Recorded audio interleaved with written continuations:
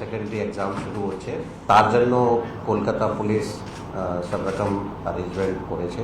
আপনারা এটাও জানেন আগামীকাল কিছু পলিটিক্যাল অর্গানাইজেশনস ওরা বিভিন্ন রকম পলিটিক্যাল প্রোগ্রাম নিয়েছে।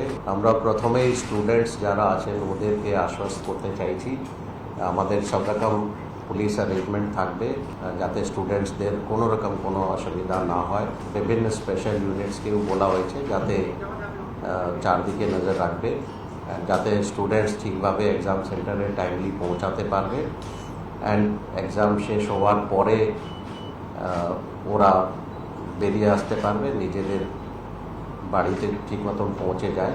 কোনো রকম কোনো অবস্ট্রাকশন, কোনো রকম কোনো রোড ব্লকেড বা अन्यभावे যাতে স্টুডেন্টদের কোনো অসুবিধা হয় সেরকম যদি কোনো প্রোগ্রাম হয় নিশ্চয়ই lawful action will be taken.